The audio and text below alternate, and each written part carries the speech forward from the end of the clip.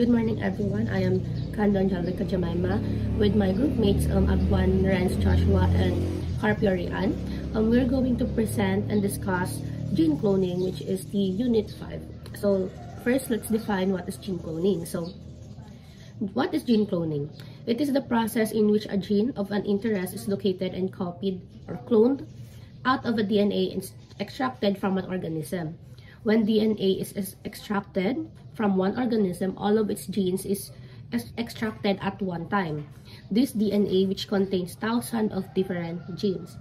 The genetic engineer must find the one specific gene that encodes the specific protein of interest. So, gene cloning, process siya ng pag-clone or paggagaya ng isang specific gene. So, dito, sabi, when a DNA is extracted from one organism, makakopy nun lahat nun. Pero, in order to copy all of that, kailangan nilang hanapin yung one specific gene. Kasi, if na-extract nila yung one specific gene, hindi nila need hanapin yung iba pa. Kasi yung one specific gene na yon is ma-extract na lahat ng gene at one time. Pero, sabi dito, the genetic engineer must find that one specific gene. So, para alam niya kung ano yung encodes, kung ano yung gene na yon na mag-encodes ng protein of interest. So, dito, para hindi na need i-clone isa-isa, meron lang silang hahanaping one specific gene para ma-clone everything na andun sa isang organism. So, another definition of gene cloning according to Amanda Robb and Elizabeth Fried, this is more like the process of gene cloning. So, first is isolating the gene of interest and cutting it with restriction enzyme. So, yun, ina-isolate na nila yung specific gene na i-clone nila na nag-clone ng everything and kinakat ito with the restriction enzymes. So, yung restriction enzymes na yun ay nag-act as molecular scissors para makat yung specific gene ng mas maayos. The same enzymes are used to cut a vector such as bacterial plasmid. So, a bacterial plasmid is a small circular piece of DNA. They can be cut and pasted to include genes of interest and then inserted into bacteria to produce the protein product of the gene. After both of the gene of interest and the plasmid are cut, they are pasted together. And then the plasmid can be inserted into the host bacteria. So, after nung pagka-cut ng gene using the restriction enzymes, pumapasok doon yung enzymes na yun para i-cut yung vector na bacterial plasmid. Tapos, after nun, in-insert na nila yung gene into the vector. Gumagamit sila dito ng enzymes called ligase para makombine nila yung plasmid and the gene para makaform siya ng recombinant DNA. So, after nun, ini-introduce na nila yung nagawang recombinant DNA sa bacteria. Tapos, after nun, let the DNA multiply or let the specific gene to clone everything kasi one specific gene clone everything at one time. Further explanation of gene cloning. A fragment of DNA containing the gene to be cloned is inserted into a suitable vector. So, bakit nga ba suitable vector? Siyempre, para mas maging successful or para mas matuloy nga yung replication ng gene or yung pagkuklone ng gene. To produce a recombinant DNA molecule, the vector acts as a vehicle that transports the gene into a host cell, usually a bacterium. So, yung vector na usually nagta-transport ng mga gene sa host ay bacterium. Although, meron din mga cells na pwedeng mag-transport nun, pero usually it is the bacterium. Within the host cell, the vector multiplies, producing numerous identical copies not only of itself, but also of the gene that it carries. While the host cell divides, copies of the recombinant DNA molecules are passed to the progeny and further vector replication takes place. After a large number of cell division, a colony or clone of identical host cells is produced. So, in each cell, the clone contains one or more copies of the recombinant DNA molecules. The gene carried by the recombinant molecule is now said to be cloned. So, pag yung recombinant DNA, which is the plasmid and the gene, is inside the bacteria or the suitable vector, nag-automatically replicate na yung gene. As the bacteria multiply, nagpapass on the gene, clone gene siya to the next generation of the cell. So, hindi lang siya nag-i-stay sa iisa, syempre, nagpapass on siya sa next generation of cells. Tapos, after many generations, yung mga scientists, meron na sila nung whole colony of bacteria carrying the clone gene. So, meron ng bacteria na meron nung clone gene from the first or the source organism.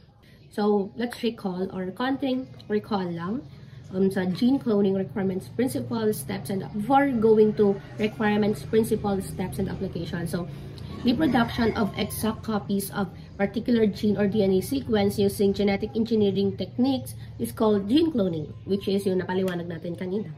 The term gene cloning and DNA cloning or molecular cloning and recombinant DNA technology all refer to same technique. So, yung lahat ng yon, gene cloning, DNA cloning, molecular cloning, recombinant DNA technology, same technique lang sila or nagre-refer lang sila sa same technique. When DNA is extracted from an organism, all its genes are obtained.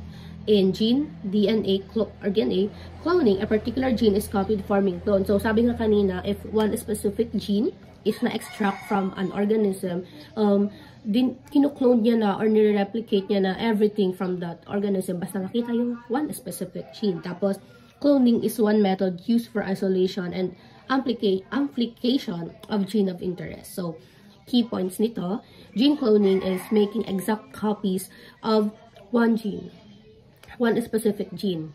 From the word cloning, kinu-clone or ginagaya. Tapos, yung gene cloning, this is also DNA cloning, molecular cloning, or recombinant DNA technology. Same method sila, different names lang. And also, ano ba yung goal nito? Is yung mag-isolate at mag-clone siya ng specific gene para makopy niya yung all of the genes sa isang organism. Proceeding to the next slide, so meron tayong two different methods in achieving that DNA cloning. So first is the cell-based DNA cloning, which is the more traditional one, and the cell-free DNA cloning, or other call it the PCR. So ano nga ba yung cell-based DNA cloning? Involves isolating a DNA fragment like a gene and inserting it into a cell, host cell DNA, enabling the cell to replicate and produce many copies of cloned DNA. So, parang ito yung pinaliwanag ko earlier na meron yung scientists nag-isolate sila or hinanap nila yung specific gene, ika-cut out nila yon, tapos kukunan nila yon, at yung specific gene na yon is mag-copy na or mag-clone na ng everything from a source organism. So, sabi din dito, the bacteria naturally replicate the gene as they grow and divide. So, dito, mas natural yung nangyayari. Kasi nga, kinuha siya or mas traditional yung paggamit sa kanya, which is yung pinaliwanag natin kanina. So, what is the cell-free DNA or PCR? PCR means polymerase chain reaction, or much modern way. A rapid method for cloning genes and is often used for projects that require higher throughput that traditional cloning methods can accommodate. It allows the cloning of DNA fragments that are not available in large amounts. So, dito, imbes na naghahanap na sila ng specific gene, hindi dito sa cell-free DNA cloning, hindi na need ng bacteria. Kasi, meron ng machine yung mga scientists para makopy or ma-clone yung isang organism faster. Tapos, dito parang nag-use sila ng mas mabilisan yung gusto nila dito. So, use when they need quick result or when the DNA is in a small amount. So, imbes na kukuha sila ng specific gene sa isang organism, dahil sa small amount ng organism, parang i-clone na lang nila ito using machines without using bacteria. So, example or analogy lang dito is, sa cell-based, nagpa-plant ka ng seed, while yung sa PCR, photocopy lang siya na quickly, pero nag-multiply siya din quickly ng genes. So, another example, bakit nga ba mahalaga yung gene cloning? So, first is for medicine. Para siya sa production of insulin, vaccines, gene therapy, and even studying genetic disorders. Siyempre, dito malalaman din na if saan ba nanggaling yung mga disorders na from the genes. So, also, important din siya sa agriculture para maiwasan or makaproduce sila ng mga pest. Makaproduce sila ng mga gamot para sa mga pest or para maiwasan yung mga pest. Tapos also, in research, studying how genes work, kung para saan ba yung lahat ng genes. Siyempre, dahil din dito sa gene cloning, nalaman din ng mga researchers or ng scientists kung saan ba yung mga iba't ibang sakit or meron bang effect yung sa gene sa isang tao. So, ayun lang. Proceeding to the next presenter, which is the application, requirements, and the process. Thank you. Good day everyone, I am Reandy Carpio and I'm going to present the requirements for gene cloning and steps in gene cloning.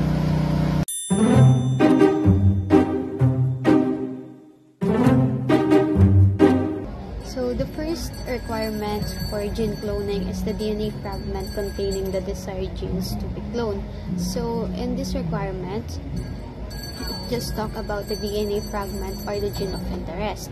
So, sinasabi lang dito yung mga specific genes that you want to copy or you want to clone.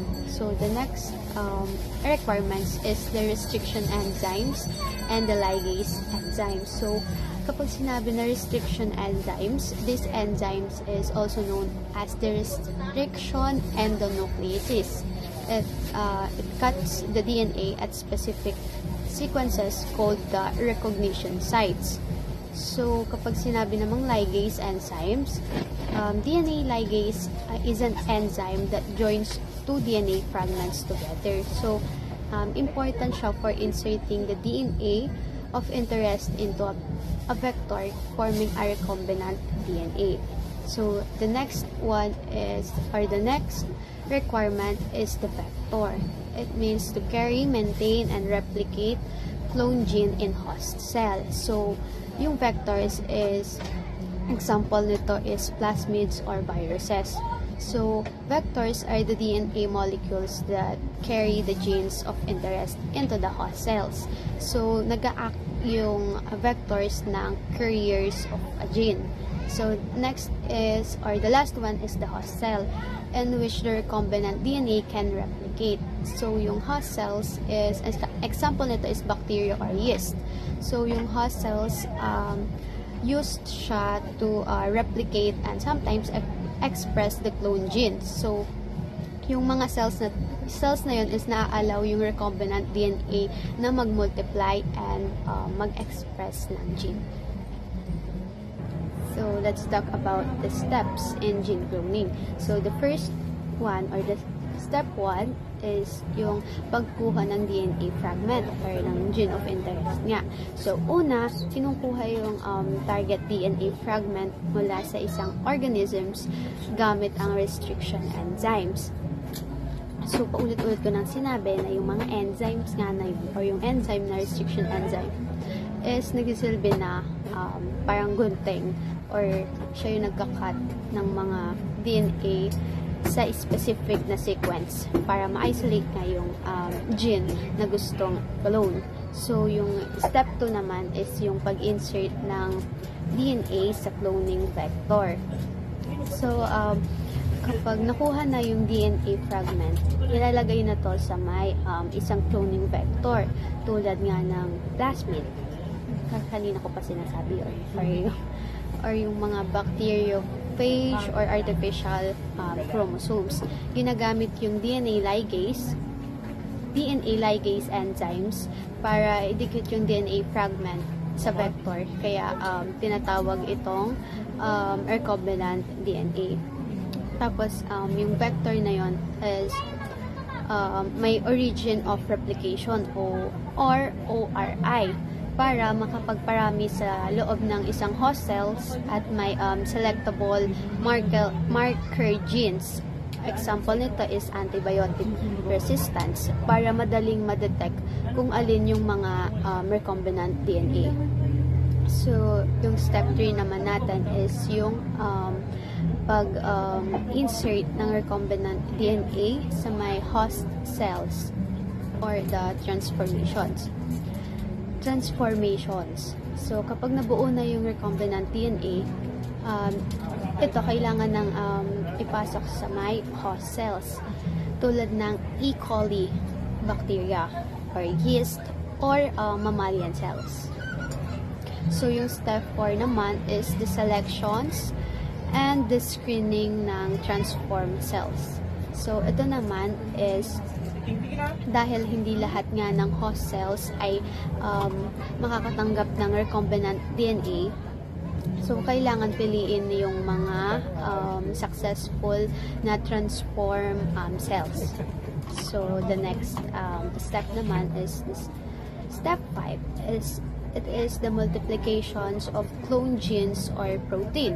So, dito naman, it talks about na kapag napili na or kapag na-choose na yung mga successful clones, pinag-grow na to sa may growth media tulad ng Luria bertani, LB broth para dumami at makagawa ng maraming copy ng isang DNA and ma-express ito sa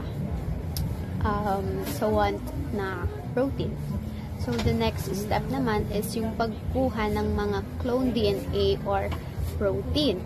So, dito, kapag tapos ng dumami yung mga transform cells, yung clone DNA o yung mga protein na ginawa ng gene ay kinukuha at isolate na gamit yung PCR or polymerase chain reactions para sa DNA amplifications and protein purification techniques. Kung protein yung product is kailangan itong gamitin. So the next step naman, the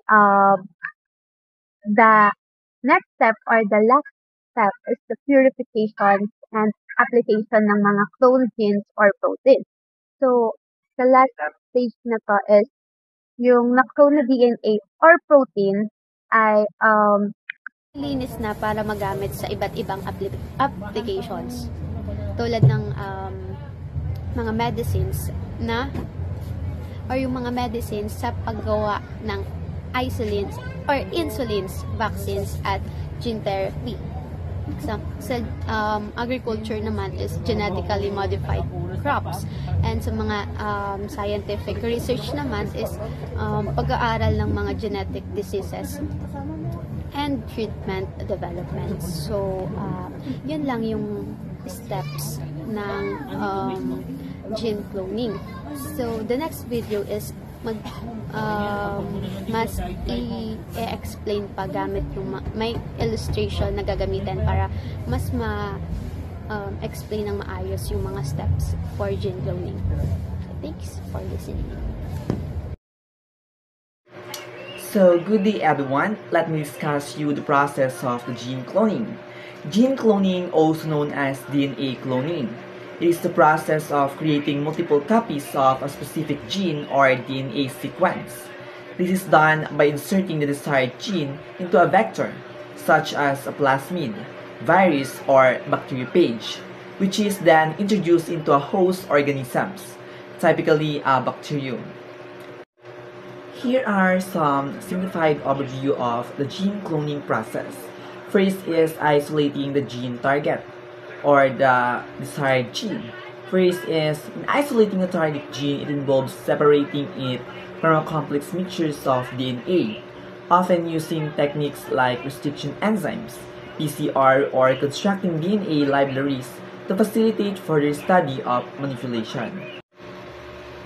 The second one is in gene cloning, a vector, often plasmid or a virus, is created by inserting a DNA fragment of interest into a suitable vector backbone, which is then used to replicate the DNA fragment within a host cell.